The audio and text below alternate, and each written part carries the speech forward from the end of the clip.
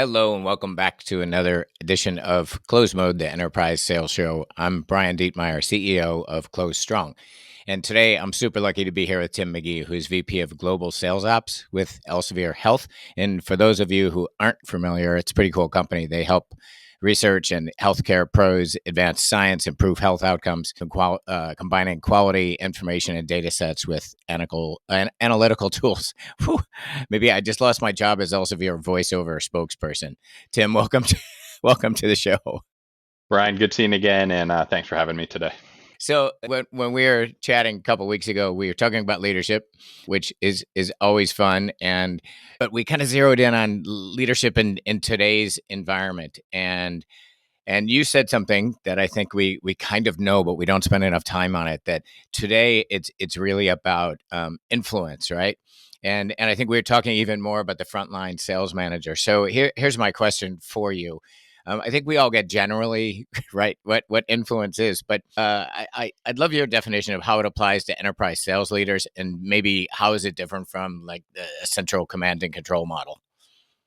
Yeah, no, it's a great question, Brian. And when I think about it, sales leaders, particularly the frontline sales leader, they're being asked to do more and more every single day. And we're being honest, it's probably one of the toughest gigs out there, the frontline sales Yeah, leader. yeah, And you're being asked to do a ton. You have to hit a number, which involves every person on your team having to hit their number for you to achieve your number. Growing, developing the team, you're responsible for the growth and development, passing product feedback along, the voice of the customer.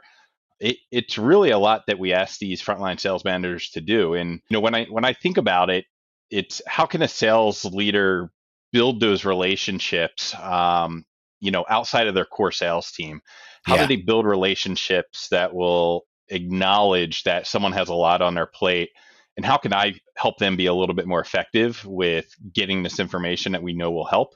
Really, that's where I think influence comes into play. So you're talking about the internal team, like the people outside of maybe cross-functional people who support the sales team. It's the influence the sales leader has with them. I really think it's how do we get the information from that frontline sales leader into the hands of our product organization, our commercial Got it. organization, our marketing teams, without having to tax them with doing all of that themselves. It's really how do you put yourself in position with technology and tools to get that critical information to the teams that need it Yeah. without having the sales leader to have 10 more things on their plate. Right. Yeah, and man, we hear this so much. You're right, and it's still probably understated how brutal that job is today. And I've talked to a lot of people about frontline coaching, and they're like, coaching, right? The stat out there today is 5% of deals in the pipe are getting coached because frontline managers are slammed, and it's kind of sad, right? Because Yeah. there's so much else going on. So do you think that this need to when there's not direct line reporting, that sort of thing, this need for influence is more so now than in the past? And if so, what do you think's changing that's making this skill more important? Yeah, I do think it's happening more so today, or it's more present today. Um, let's face it, I think across any single industry right now, everybody, whether you're in a sales role or not, you're being asked to do a little bit more with less resources or less Yeah, time. It's pretty much business nature. It's how can we all be more productive with our time and resources. yeah, But kind of as I mentioned before, it's really about building those strong relationships outside of your core team. yeah, Um, that operational influence, as I like to call it, we have AI tools now. Um, we can really expand your reach and functionality with some tools and systems that exist in the sales operations space or in the general yeah. sales space that allow those frontline managers to maybe use their time a little bit more effectively. As you said, coaching on only 5% of the deals, that's not ideal. Nobody wants to Right. say that or hear it. I think there's been a lot of surveys out there that say, hey, here's reality at 5%. The desired practice is 60, 70, 80% of those Absolutely. calls are being Yes. coached. Yeah. How do we allow more time for our sales leaders to do that And I think it really turns back to systems and tooling and a good process in place for those reps or for those managers to be more effective. It's funny as you bring up the influence thing. Something comes to mind for me when I was a newly minted VP in a Fortune 50 VP of sales. I showed up for the annual budget meeting. I had my PowerPoint and I ran the national account group. And here's my argument why I need 8% increase in funds next year. And I was sitting out in the hallway with a guy, Mike Pusateri, and he said, "How you doing?" I'm like, "I'm good. I hope I get the funding increase." And he said, "Wait, you think this is where the money's handed out?" And I was like, "Well, yeah, that's what I flew to DC for. Like, this is the budget meeting. We all come in with our PowerPoint deck." And it's funny because you just really made this come alive for me. His point was, this has happened in the cafeteria, over drinks, over golf. Like everybody that's lined up here in the hallway looking for this money has already got it. And so that and I don't, when you think about, when you talk about having those that influential relationship with those internal folks, that's kind of what comes to mind. It's a very informal process, isn't it? It really is. You know, and I think we'll talk about it a little bit today, but it really gets into something that you have to practice, and you have to continuously practice that method to get really successful at it. And that breeds success, and other people see that success, and it makes you more and more influential within your organization. So I absolutely, would agree with that statement. Yeah, it's not all that different. I mean, when nobody internally wants us selling to one another, but we have talked about internal customers, right? In the past, that was a big thing, and it almost is similar to a sales plan. Who are my people? Who do I need to stay close to? I need to know what's going on in Tim's area, and that It's about yep. finding those common goals too. Oftentimes, two people are trying to do the same things. Can you connect those two so you can work together on it? You said something a week or so ago when we were talking that influence is getting into the hearts and minds of others, and I think I said to you that that's a tall order, man. That's I get it, and I agree with it. But like, how do you do that at scale? Because we're trying to develop those relationships with maybe a lot of folks. How does one do that? I, it's easy just to speak about how I look at it, and for me, Sure. it's really about being honest, open, a little bit of humbleness, and really what that ties back to is being authentic. Yes. You can probably look at that from like the historical lens of the manager versus the leader. And I think in a leadership role, sometimes it's instinct for people to get information and want to hold on to it, or there's a fear that I can't share this information because it's not right for this level, or something like that. Um, you know, I'm really about being open and transparent about the issues that we face as a Yeah. team and as an organization. Clearly, there's going to be topics here and there that you can't share with the entire department, but being able to work with my management team, look at the issue at hand, and kind of work together on a solution really enables all of us to buy into it. Um, Everyone feels they're part of the solution ultimately. And I think by doing so, you come to a group consensus, right? Everyone has Yeah. said, okay, we understand the issue. We understand it's a challenge that we need to face. Let's agree on something together. And now you did something as a team, you collaborated, nobody was left out. And I think that builds that trust with your team and your organization. It's funny you just say trust, because I was recapping what you were saying, and I thought about, this comes from a really legit place. Like, I really care. This is a soft skill, and so it's I guess it's no question that it's like, that's what I heard you saying. Like, I really care. Other people can sense that that's authentic, and that builds trust. And I Yeah, think that's a absolutely. really good answer to how do you get into the hearts and minds of other. It's not. It's in a different sense. It's I really care. And I'm really going to work with these people. That's what I heard, and I think that's definitely scalable. You and I both shared this about being first time managers on our first call, and I told you, I hope you don't mind if I revisit this, but we both said we're bulls in China shops. It was central command and control. The brand new leader. What yeah, what did you learn from that experience? Yeah. So talk about being humble. Yeah, You yeah, first time, early in the management days, especially in a sales operations role, I think a lot of times you look at it and you got to say, I got to come in here, I got to whip this team into shape, set yeah, the expectation of how life's going to be. Um, sales ops is a very process driven role. It's a very repeatable role, and your human nature wants it to be a very black and white kind of problem solving approach to everything. Um, it was about 15 years ago, Brian. I had a manager. We had just been acquired by a company, and this was the first time I've met this new manager. And within 10 minutes of me talking with her, she goes, "You know what your problem is?" And I'm taken back by this, right? I'm like, Whoa. within 10 Yeah. minutes, I have a problem already. She goes, "You're too black and white. Everything that you want to do is black and white, black and white, black and white." And my black and white nature, which I didn't know at the time, is like, how do I solve for this? Yes. What book do I need to read? How do I fix this? She goes, "There's no fix to this. This is who you are. You need to work more in the gray area." And I'm like, how do I work in the gray area? And it doesn't always work that way. But I've kind of let that really stick in my mind, as you can see, for the last 15 years. Yeah. That really leadership's around consensus building. It's around collaboration. It's really understanding where the sales team is coming from. And what that's enabled me to do is kind of be a little bit more empathetic to the situation. Even if I know what the answer is going to be when a rep or a sales leader comes to me asking for something, am I able to listen to them? Am I Yeah. able to hear their side of the story that maybe I didn't appreciate? And at the end of the day, even if I know what the answer already was going into the conversation, that sales leader, that sales rep, they feel heard, they feel appreciated, they had their chance to speak their case. The answer might not go their way, it might go their way, but it's allowed all of us to kind of hear the entire 360 side of the story.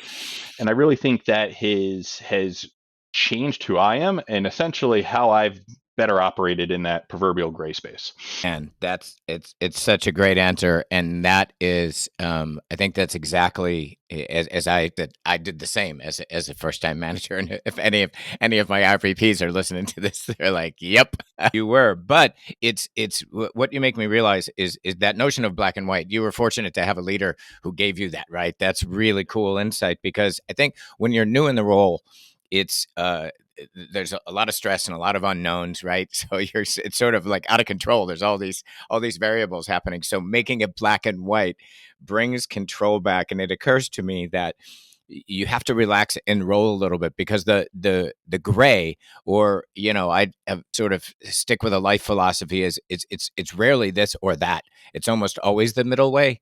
And the middle way is gray. It's mushy, and it takes a little more time, and it's right on most of the time. It's neither this nor that. I find now, and I don't know, maybe you do the same, when I'm making a call going, is it this or that? There's probably a third way that might even be better. It's really about appreciating, I think, the totality of the situation. Yeah. I'm going to come with a very black and white answer from my seat with my knowledge. I might not be thinking about how it's impacting the customer, the sales rep, the matrix group that's also involved, and that's very, very important, I think, to consider, and how I've changed as a leader for sure. Yeah, and I think I'm just going back to this topic of influence, and also harkening back to running a national account group, where we had field sales who called on these same customers, and it was responsibility without authority, and it was we had to run these national accounts, and had to do it completely 100% with influence, and Yeah. I think that is such a core skill. Is this teachable, or is it only teachable by example? What do you think? I don't know if teachable is the right word. Maybe it can be learned, right? Yeah. So either by watching others who really excel in that space, or committing yourself, like kind of example I just gave, I committed myself. I'm like, I am going to solve for this. Very black and white of me. But to Right. to acknowledge that I had that problem of needing to sit more in the middle, in that gray area. Um, I mentioned this earlier. I think when it's learned, Yeah. and you see yourself being successful or more successful in that particular area, it's going to encourage you to do it more often, right? You're like, hey, that worked for me. I'm going to try that technique again, or I'm going to work that angle again. The more you see those results, your influence group grows a little bit larger. Your image changes. You grow into being seen as someone that can kind of achieve any task that people know. Like, hey, this person's got a lot on their plate, but they were able to use people around them to get the job done, and to put together a good proposal to a customer, or work Yeah. on an internal project. And I really think it's something that, while you can't probably pick up a book and say how to influence people more effectively, Right. something you do have to practice, right? We always say practice makes perfect. It's one of the biggest cliches out there. But it's one of those things that really, if you can bring it into your toolkit of how do you deal with people and how do you manage people, um, the more that you do it, the more comfortable you feel doing it.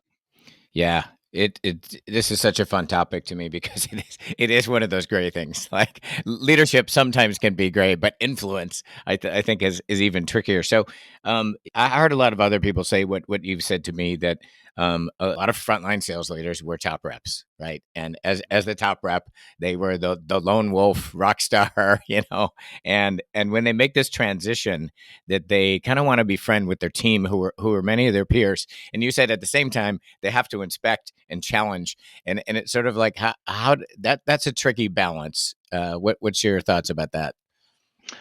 I've certainly seen it a few times in my career, and look, I get it. It's very understandable why and how that happens. If I Yeah. think back to my first management role, I was managing personal friends of mine as well. So it's very relatable. You think about why does it happen, right? You're put into a new role, maybe a role you haven't done before. You want to be liked. You want the reaction of your team to be positive, so your leadership said, "Hey, was this a risk putting this person in a role?" No, their team's happy. And some of the easiest ways to do that, it's, tell your direct reports what they want to hear. And that's all well and good until things start going a little sideways on you, until performance drops or you're not achieving your goals. Um, you know, as I said earlier, the frontline sales management job is a very tough gig. Yeah. And there's various ways that you can motivate a team. It's tough because sometimes you got to be the one that calls BS on a deal. You have to pressure those forecasting assumptions. You need to know when it's the right time to move that deal to close a loss that's been sitting in the pipe for 9 months in the same stage. Um, but I'm a really strong believer with your team acts the way that you act, and they follow what they see you doing. Being buddy Yes. buddy Yes. with the poor performer, we all know can actually hurt your team. When your team sees weakness and that you're tolerating that weakness or not doing anything about it, but continuing to be their friend, that's not going to make those strong performers feel really good about what they're doing. Um, what can the manager do in that situation? Can you influence a little bit more via mentorship? Can you Yeah. facilitate peer-to-peer coaching from another high-performing rep on another team? Can you pull a rep that you may have put on a performance plan into an overachiever? They're the things that your team is going to see, and then that's how they're going to view you as a leader. How you act in certain situations, not necessarily are you friends with everybody. Right. Yeah. It's so, it take several insights away from my chat with you. And one, maybe it was off target a little bit for what we were talking about, is this notion of gray, though. I think for anyone who's listening, who's a leader, especially a new leader or coaching new leaders, like getting comfortable with gray, getting comfortable with the third way, when there's apparently only two options. But I'm thinking through like a way to scale this notion of internal influences, and I guess one is you kind of have to identify your sphere, right? Who's in it, right? Because I don't want to go out there and influence everybody, but who is it that I'm going to rely on when all hell's breaking loose and I need support from other teams? And then you've got to make the investment, right? Just like you would again in a sales call or anything else, make the investment. But the other parts you were hitting on is, at least my view of what you were saying, is you have to really care, and you have to care enough to talk about joint goals with those folks, right? And that's Absolutely. then what builds the trust, which gets to the heart and mind, which is a thing that I was wrestling with before this call. Like, how the hell did we do that? And I think, to me, that's my recap of what I heard you saying. Yeah, and one thing I'll just add on there too, Brian, I think it's important that people know when you're trying to improve in a particular space. I am very open with my managers and my mentors saying, "Hey, this has been historically a weakness of mine. Help Right. me out, right? I want to continue to get better here. So when you see me falling down or doing this, falling into this trap, remind me of it, call me out on it. It's only going to make me better." And I think that's been an important step too, is don't master some of these areas. It's important that you continually focus and continue to kind of get a little bit sharper each and every time. Yeah, and I think that allows others to lean into you, right? When you're pushing back, it's people then are like moving away. But yeah, and it's funny. I interviewed Walt Zola, who's the chief customer officer at Newman's Own, and he's a great leader, and he said a lot of the same things you did, and about getting the facts on the table, and sort of failing early. And he talked about communicating both ways, like communicating up to the board level, And he said, I get to the board as quickly as I can with bad news and just lay it out. It's like easy to do it with good news.